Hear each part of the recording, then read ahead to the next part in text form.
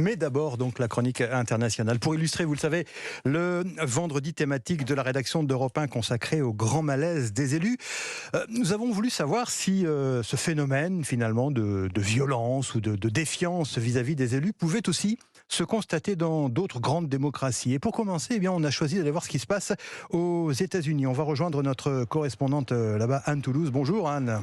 Bonjour. Correspondante d'Europe 1 donc à Washington. Anne, aux États-Unis, la violence contre les élus locaux est une réalité.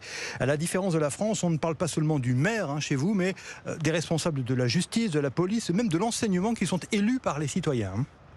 Oui, les shérifs et les procureurs, par exemple, plus de 80% d'entre eux disent avoir été victimes d'une forme de harcèlement et un tiers songent à quitter leurs fonctions. La plupart du temps, ce sont des menaces sur les réseaux sociaux, mais il arrive que l'on vienne injurier les élus à domicile. Des réunions scolaires se tiennent sous la protection de la police.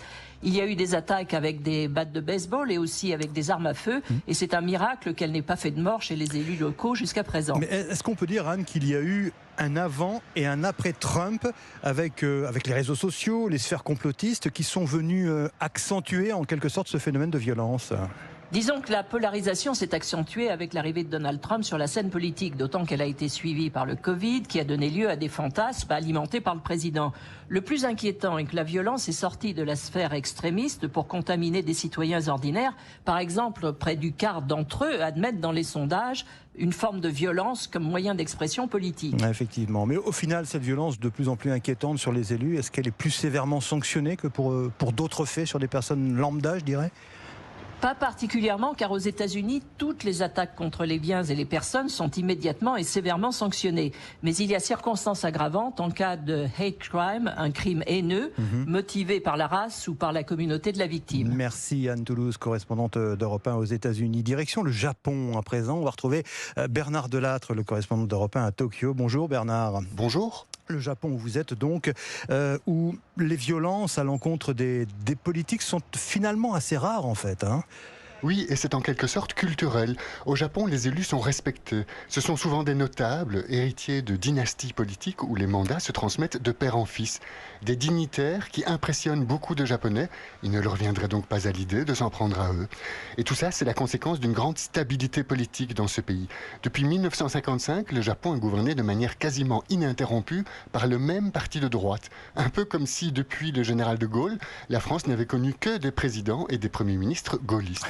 Ici, les alternances sont rarissimes, le climat politique est assez serein, et il n'y a pas de grands mouvements sociaux comme celui contre la réforme des retraites en France, qui a donné lieu à des violences contre des personnalités politiques. Plus largement, au Japon, le taux de délinquance et de criminalité est très peu élevé. Les violences en général y sont peu fréquentes. Alors d'accord, sauf que gros bémol quand même, Bernard, l'ex-premier ministre Shinzo Abe a été assassiné l'an dernier, et il y a un mois, l'actuel chef du gouvernement, Fumio Kishida, a échappé de justesse à une tentative d'attentat. Donc la violence politique existe bel et bien au Japon. Oui, même s'il s'agit d'un épiphénomène. Les deux attaques récentes ont été perpétrées par des jeunes isolés socialement, perturbés psychologiquement, et qui, selon les experts, ont probablement agi de la sorte en raison du caractère immuable de la politique au Japon, où, malgré les décennies, rien ne change jamais au sommet de l'État. Ces jeunes en ont déduit que la seule issue, c'était la violence extrême.